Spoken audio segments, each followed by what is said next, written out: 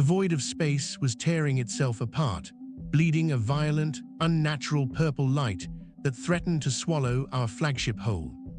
We were diving headfirst into the maw of a raging warp storm, tearing through the very fabric of reality to pull the most fanatical warriors of the Imperium from the jaws of absolute annihilation. The Black Templars were completely surrounded, holding a shattered line against an endless swarm of darkness on a dying world, and we were coming to their rescue. But we were not just bringing reinforcements, we were bringing the wrath of a god. My name is Kaelen, and I am a worker deep within the engine block of the most formidable warship humanity has ever forged. I do not stand on the pristine observation decks, nor do I wear the golden armor of the legendary heroes who walk our halls. My life is lived in the sweltering, oil-stained lower decks. It is a life measured by the blinding spark of the plasma cutter, the deafening roar of the primary plasma reactors, and the sheer, immovable weight of solid metal. Yet I hold my head high. I possess a deep, unbreakable pride in what I do.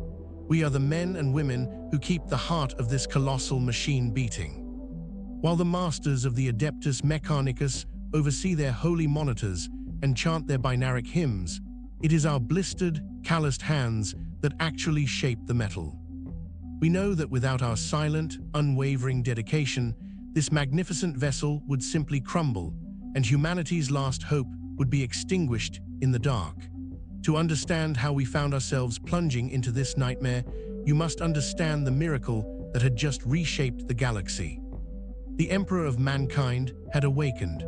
After 10,000 years of silent suffering upon the Golden Throne, his consciousness had surged forward in a massive psychic tidal wave. This overwhelming presence washed over every star system, every trench, and every forge world, boosting Imperial morale to levels no one could have ever imagined. To gain the absolute power required to vanquish the forces of chaos, the Emperor had finally accepted the role of a true deity. He embraced the ecclesiarchy and the faith of mankind, drawing upon the worship of trillions to forge a weapon of pure, blinding light against the dark. But amidst this divine revelation, there was one truth that touched the souls of everyone on board, a truth that echoed directly into our minds through the psychic currents. It was the echo of the Emperor's final words to the fallen Warmaster Horus, "I forgive you, and I will wait for you." Those words carried an infinite sorrow, a boundless capacity for mercy that left us awestruck. We realized that our Emperor fought not just with hatred for the demon, but with a tragic love for humanity. It gave us, the common workers, a strength we had never known. We realized that we were not just surviving, we were part of a grander, beautiful purpose. And he did not return to us alone. In the wake of his awakening, the Emperor had cast his light into the darkest corners of the void, reclaiming every single lost Primark. One by one, the demigod sons of humanity had been brought back into the fold, and now they stood united upon the upper decks of our very ship. The sheer weight of their collective presence made the air hum with static electricity. Occasionally, a massive custodian in pristine golden armor would march silently past our workstations in the lower decks. We would pause our welding, bowing our heads in deep, genuine respect, and they would always acknowledge our presence with a solemn nod. We understood our duty, and they understood ours. We were brothers in this fight, bound by the unyielding metal of our ship. Now, word had reached the bridge that the Black Templars were trapped. They were surrounded by a demon horde that defied comprehension, refusing to yield a single inch of ground. They were ready to die for the Emperor, completely unaware that the Emperor himself was coming for them. Down in the sweltering heat of the engine decks, the atmosphere was electric with tension and determination. My crew and I moved with practiced precision. We inspected every massive rivet, reinforced every pressure valve, and welded additional layers of pure metal to the internal bulkheads. The ship was groaning, complaining under the impossible physics of the warp storm outside, but we refused to let her break. We hoisted heavy slabs into place, our muscles burning and sweat stinging our eyes, preparing for a violent drop into real space that that would test the very limits of human engineering. The Adeptus Mechanicus priests burned their incense, but it was our raw strength that secured the breach. As the countdown to our arrival echoed through the red-lit corridors, I gripped my tools and looked at the men and women standing beside me. We were just ordinary workers, but in that moment, we were the shield of mankind. We were about to burst into a doomed sector, carrying a resurrected god and his demigod sons to unleash a vengeance that the galaxy would never forget. The storm outside raged, but the fire inside us burned hotter. The transition from the warp into real space was like slamming a moon into a mountain of solid metal. Down in the engine block, we didn't have the luxury of viewing ports to see the stars tear open, but we felt the violent shudder in our very bones. The entire flagship groaned as it breached the veil, the massive structural ribs of the hull complaining under the sudden, brutal shift in physics. Warning sirens, a harsh and rhythmic blaring, painted our sweat-drenched faces in flashing crimson. I gripped the railing of the primary catwalk, my knuckles turning white beneath my thick gloves as the deck heaved violently beneath my heavy boots. We workers were thrown mercilessly against the bulkheads, but not a single one of us stayed down. We scrambled back to our feet before the reverberations even faded, our hands instinctively grabbing for heavy wrenches, welding torches, and raw slabs of metal. Up on the command decks, the masters of the Adeptus Mechanicus were surely analyzing 1,000 different data streams, their binaric chatter filling the secure Vox channels. But down here, in the suffocating heat of the plasma reactors, it was our blood and muscle that kept the ship from tearing itself apart. We knew exactly what waited for us outside in the freezing void. The long-range augers had picked up the horrific signatures of a demon horde, so vast it literally blotted out the local sun. They had encircled the Black Templars, trapping them on the ash-choked surface of a dying, broken world. The zealots of that proud chapter had fought with a fury that defied reason, holding the line against impossible odds for weeks on end, but even they could not hold out forever against the endless, nightmare tide of the warp. As our ship stabilized in orbit, the true battle began. The first impacts of enemy fire hammered against our void shields, sending terrifying shockwaves down through the deepest layers of the ship. Each hit sounded like the hammer of a god striking a colossal anvil. Dust, rust, and chipped paint rained down on us from the grated ceilings.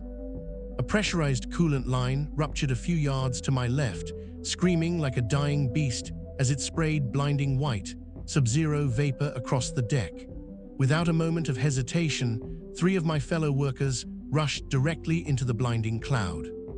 There was no fear in their eyes, only the grim, unbreakable determination of men and women who knew their duty. I hauled a heavy patch plate of thick metal toward them, my muscles burning with the agonizing effort.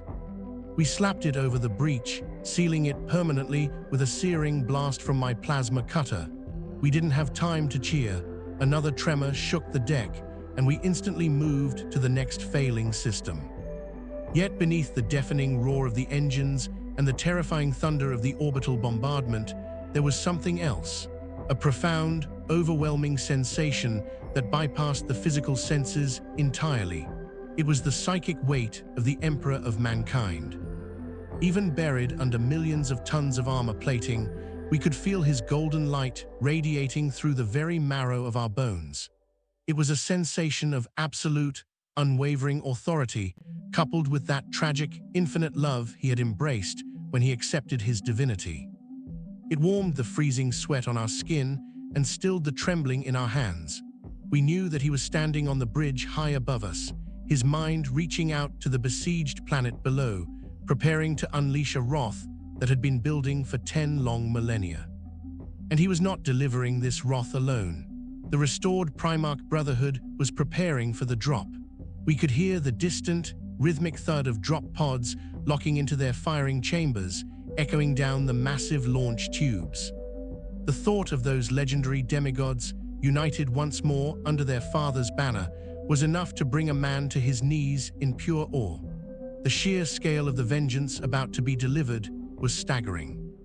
I looked up towards the heavily reinforced ceiling, knowing that just a few decks above us, perfect custodian guards were standing in absolute, statuesque silence, their golden armor gleaming as they formed an impenetrable physical shield around their lord. The demons outside thought they were hunting a broken chapter of tired space marines. They had no idea that they had just drawn the ire of the newly awakened god of humanity. As our massive broadside cannons began to fire, the bone-rattling sound vibrating through the thick soles of our boots, I felt a fierce, undeniable pride swell within my chest. We were the workers who kept the massive guns firing. We were the ones holding the metal together under the most extreme pressure imaginable. The Black Templars were about to witness a miracle, and we were the hands that carried that miracle through the dark. The launch sequence of a full planetary assault is an event of absolute, terrifying mechanical violence, and nowhere is that violence felt more intensely than deep within the firing decks. We did not hear the massive drop pods launch, we felt them. Each release was a seismic event that traveled through the solid metal spine of the flagship, vibrating up through our boots and rattling our very teeth. Hundreds of pods were being fired simultaneously, raining down upon the dying world below like heavy iron meteors. It was an awe-inspiring display of Imperial might, and as each pod deployed, my fellow workers and I braced against the heavy bulkheads, using every ounce of our physical strength to keep the loading mechanisms from tearing themselves apart under the extreme recoil. Up on the bridge, the Emperor was directing this flawless symphony of destruction, but down here, it was a desperate struggle of sweat, heat, and raw muscle. The massive power surges required to fire the launch tubes threatened to overload the secondary plasma coils. The priests of the Adeptus Mechanicus were completely absorbed in their monitors, their voices raised in rapid, frantic binaric chants as they tried to appease the ship's machine spirit. But binaric prayers do not turn physical valves. That was our job. My crew and I threw ourselves at the massive, spinning release wheels. These were constructs of pure, heavy metal, scaled for the hands of giants, and turning them required 3 workers pushing with everything they had. We strained against the resistance, our muscles screaming, the heat of the nearby plasma vents threatening to blister our skin right through our thick protective gear. We fought the machinery, and we won, stabilizing the grid just as the last wave of pods cleared the tubes. We knew who was in those pods. The thought alone was enough to make the grueling work feel like a profound honor. The united Primark brotherhood was plunging directly into the heart of the demon horde. Beings of absolute myth, fully restored by the Emperor's divine will, were dropping right onto the front lines to stand shoulder to shoulder with the battered remnants of the Black Templars. The zealots on the surface, who had been fighting in utter darkness, completely resigned to a brutal death, were about to see the greatest heroes in the history of humanity fall from the sky to fight beside them. To be the workers who loaded those tubes, the men and women who maintained the cold metal and the volatile plasma that made their descent possible, filled us with a dignity and a pride that no highborn lord could ever truly understand. But the physical deployment of the Primark forces was only the beginning.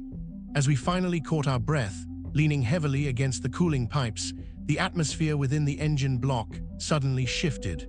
The oppressive, suffocating heat of the plasma reactors was instantly replaced by a wave of pure, golden warmth.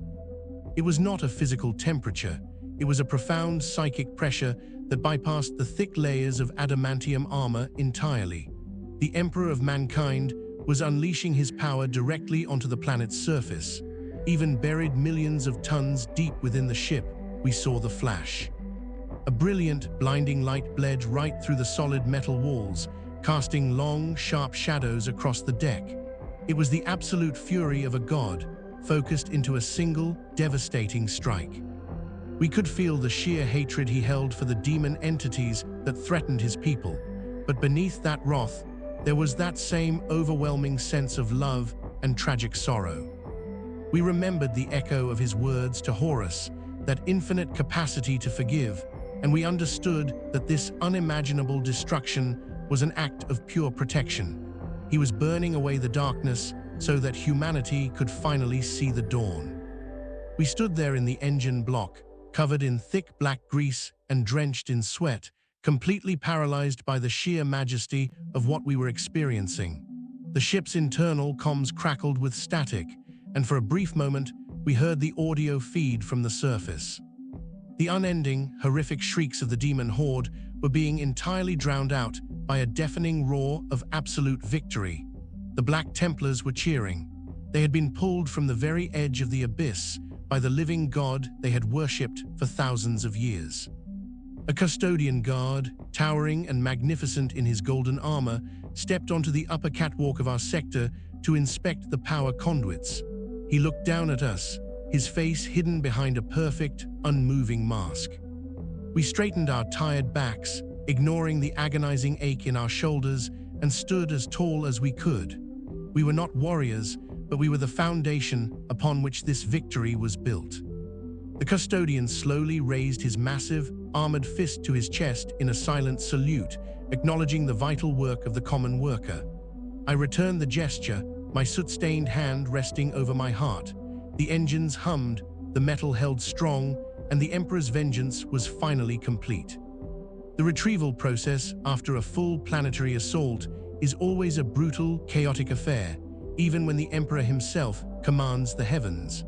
Up on the bridge, the Vox channels were surely filled with tactical reports and the triumphant binaric psalms of the Adeptus Mechanicus. But down here in the lower receiving bays, the reality of war was far less holy. It was a chaotic scramble of heavy metal, screaming pressure valves, and the bitter smell of burnt ozone. The massive blast doors of the primary hangars groaned in protest as they were forced open, revealing the cold, unforgiving vacuum of space. We workers were already swarming the deck, our boots clanking against the heavy grating, completely focused on the monumental task ahead. We had to physically secure the returning drop pods and Thunderhawks as they slammed back into the flagship. The automated capture arms, massive constructs of hydraulic power, and thick adamantium often required manual override after the chaotic stress of a combat drop. That was where my crew came in.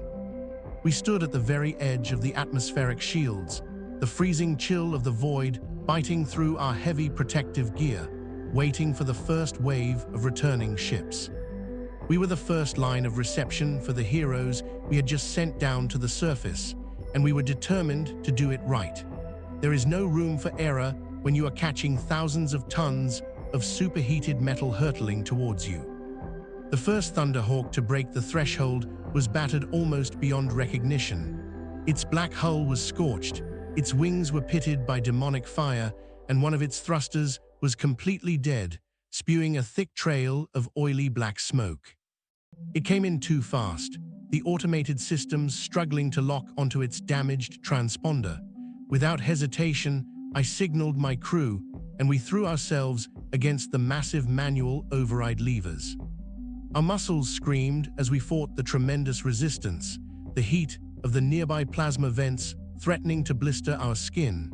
We slammed the heavy metal levers forward, manually engaging the magnetic capture clamps just in time to catch the gunship before it crashed into the rear bulkhead. The impact shook the entire deck, throwing us against the railings, but the clamps held. We had secured the vessel. As the heavy assault ramp of the Thunderhawk lowered, hitting the deck with a deafening clang, the surviving Black Templars emerged. They were a terrifying sight, even to us workers who were used to the grim reality of the 41st millennium. Their black armor was cracked and stained with the horrific ichor of the demon horde. Their tabards, once pristine white, were now ruined rags. Yet despite their horrific wounds and the unimaginable trauma they had just endured, they walked down that ramp with an aura of absolute, terrifying fanaticism. They had been entirely surrounded, fighting a losing battle against the endless dark, and then their living god had literally descended from the heavens to save them. The sheer zealotry burning in their eyes was almost too intense to look at directly. But it was not just the Black Templars who were returning. The drop pods containing the Primark Brotherhood were also slamming into the capture cradles. To see even one of these legendary demigods is a privilege few mortals ever experience, but to see them united, returning from a victorious assault alongside the Emperor, was an event that shook the soul. They emerged from their pods, towering above the Space Marines, their armor reflecting the stark lighting of the hangar bay. They were battered, their weapons still humming with residual energy, but they carried themselves with a majestic, terrible grace. They had fought shoulder to shoulder with the most fanatical warriors of the Imperium, and they had crushed the enemy beneath their boots. We workers stood back, giving them a wide berth as they marched across the deck. We were covered in thick black grease, our uniforms heavy with sweat and soot, but we stood tall, our spines straight. We did not cheer. The moment was too solemn, too profound for simple celebration. Instead, we offered the only tribute we had, our silent, unwavering respect. We held our tools firmly, our calloused hands resting on the heavy metal we had sworn to maintain. A towering custodian, his golden armor gleaming even in the dim light of the hangar, marched past our position. He paused, his gaze sweeping over our exhausted crew, and then, slowly and deliberately, he brought his massive fist to his chest in a silent salute. We returned the gesture, our pride swelling within our chests. We had done our duty. We had caught the heroes as they fell, and we would ensure the ship was ready to carry them to the next battle. The Emperor's wrath had been delivered, and we were the hands that held the anvil steady. The deafening roar of the launch bays eventually gave way to the heavy, rhythmic thrum of the ship's internal systems, a sound that we workers knew as intimately as our own heartbeats. The immediate crisis of the drop and retrieval had passed, leaving behind the immense task of repairing the catastrophic damage the flagship had sustained from the warp storm. The air in the lower decks was thick with the acrid stench of burnt plasma and the ozone tang of severed power conduits. My crew and I were completely exhausted, our muscles burning and our uniforms stiff with dried sweat and grease, but there was no time for rest. We had to secure the primary coolant lines before the reactors overloaded. It was during this frantic repair cycle that an unprecedented order came down through the Vox network. All senior engineering staff and essential labor crews were to stand down and assemble in the grand central concourse of the flagship. This was a massive, cathedral-like chamber located deep within the armored core of the vessel, a place usually reserved for high-ranking officers and the most solemn ceremonies of the Adeptus Mechanicus. To be summoned there as a common worker was unheard of. We hastily wiped the worst of the grime from our hands and faces, grabbing our heavy tools and forming up in our designated ranks. The atmosphere was charged with an electric tension, a mixture of awe and terrifying anticipation. When we arrived, the concourse was already packed with thousands of personnel, but our eyes were immediately drawn to the center of the vast chamber. There, standing before the assembled might of the Imperial forces, were the surviving Black Templars. Their black armor was still scarred and broken from the horrific battle on the surface, their white tabards stained with the blood of their enemies and their own fallen brothers. Yet they stood with an unyielding, fanatical pride, their bolters held tight against their chests. They had looked into the abyss, fully expecting to die in the dark, only to be pulled back into the light by the very god they worshipped. And there, towering above them, stood the Emperor of mankind. Even without his armor, his presence was overwhelming. He radiated a psychic light that forced us to avert our gaze, a light that felt simultaneously like a warm sun and a blinding, terrible fire. Arrayed around him were the resurrected Primarks, a pantheon of demigods united in flesh and blood once more. It was a sight that defied comprehension, a gathering of absolute myth made real. The sheer scale of the power assembled in that single room was enough to crack the massive adamantium pillars that supported the ceiling. The Emperor did not speak with his physical voice. His words echoed directly into the minds of every soul present, a psychic resonance that vibrated through our very bones. He spoke of their sacrifice, their unbreakable zealotry in the face of impossible odds. He acknowledged the terrible losses they had suffered, the countless brothers who had fallen defending a dying world. But more importantly, he spoke of their future. He told them that their faith, their fanatical devotion, was the very shield that would protect humanity from the encroaching darkness. Then something extraordinary happened. The Black Templars, warriors known for their absolute, uncompromising fanaticism, dropped to their knees as one. The sound of their heavy, scarred armor hitting the metal deck echoed like a thunderclap through the cavernous chamber. They bowed their heads, their weapons lowered in an act of absolute, unquestioning submission. The High Marshal of the chapter, his armor barely holding together, raised his voice, a raw, ragged sound that carried over the silence. He swore a new oath, an oath not just of loyalty, but of absolute vengeance against the forces of chaos, bound by the divine light of the awakened God before them. We workers watched from the periphery, our calloused hands gripping our heavy wrenches and plasma cutters. We were not warriors, we did not wear power armor or wield holy bolters, but we felt the weight of that oath settle upon our own shoulders. We understood that the war had fundamentally changed. We were no longer just fighting for survival. We were fighting a holy crusade led by a living God and his resurrected sons. And we, the common men and women of the engine block, were the ones who would build the ships, forge the weapons, and keep the fires burning to make that crusade possible. We stood taller, our exhaustion forgotten, a new, unbreakable resolve hardening in our hearts. The Emperor had saved his most fanatical sons, and now we would help them burn the galaxy clean. The Grand Assembly eventually dispersed, but the profound silence it left behind was heavier than any physical weight I had ever carried. We workers filed out of the massive concourse and began the long descent back down into the sweltering, oil-stained depths of the engine block. As we moved further away from the upper decks, the pristine scent of sacred incense was slowly replaced by the familiar, biting odors of burnt plasma, sweat, and heavy machine grease. Yet the atmosphere among our crew was entirely transformed. The crushing, endless despair that had defined our existence for 10,000 years was gone, burned away by the psychic light of the awakened Emperor. We marched back to our stations not as condemned men and women toiling in the dark, but as the proud foundation of a reborn Imperium. Our immediate task was to assist in the massive repair efforts required across the lower armories. The Black Templars, despite their horrific injuries and utter exhaustion, refused to rest. They were warriors of absolute zeal, and their first priority was to restore their wargear to fighting condition.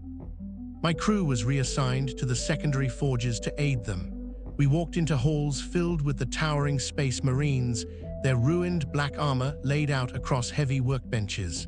We did not speak. We simply stepped up beside them, bringing the raw materials they needed. I handed thick slabs of pure metal to a towering warrior whose face was a map of brutal scars. He took the heavy plating from my calloused hands, his eyes meeting mine for a fraction of a second. There was a mutual, unspoken understanding between us. We were the workers who shaped the metal, and they were the instruments that delivered its fury. The priests of the Adeptus Mechanicus were everywhere, their red robes sweeping across the grated floors as they administered to the most complex systems. Their binaric canticles, sung without pause, filled the hot air of the forge. They directed the intricate reconstruction of the plasma reactors, but it was our physical strength that wrestled the massive, damaged components out of their housings and secured the new ones in place. The heat was agonizing, blistering our skin right through our protective gear, but we pushed through the pain with a stoic dignity. We worked shoulder to shoulder with the fanatical Space Marines and the silent, perfect custodian guards who stood watch over the primary transit corridors. We were all bound together by the immense, unified purpose of the living God who commanded us. Even down in the absolute lowest levels of the flagship, the Emperor's divine presence was a constant, warming comfort. His psychic aura saturated the very bulkheads. As I guided a heavy welding torch along a fresh seam of armor plating, I felt the gentle echo of his ultimate truth reverberate in the back of my mind. It was the memory of his final message to the traitor Warmaster: "I forgive you and I will wait for you." That boundless capacity for mercy, paired with his terrifying wrath against the demon, gave our grueling labor a profound, holy context. We were not just maintaining a warship of destruction, we were maintaining a vessel of ultimate salvation. The Emperor had embraced the worship of humanity, drawing upon our faith to become the shield we so desperately needed, and in return, we poured our absolute devotion into every rivet we secured. Hours bled into days as the mighty flagship was slowly knit back together. The combined forces of the Black Templars and the fully united Primark Brotherhood were now entirely integrated into our fleet. The sheer concentration of martial power on board was enough to make the stars themselves tremble. Finally, the deep, bone-shaking vibration of the primary warp drives began to spool up once more. The massive engines roared to life, a sound that bypassed the ears and vibrated directly into the soul. The deck beneath my heavy boots hummed with unimaginable power. I stood on the main engineering catwalk, wiping the thick, black soot from my brow with the back of my hand.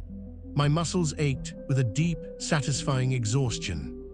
I looked out over the sprawling expanse of the engine block, watching thousands of my fellow workers standing at their stations, their faces illuminated by the harsh glare of the reactor cores.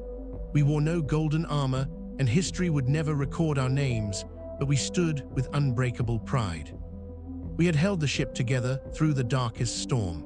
We had carried a god to save his most fanatical sons.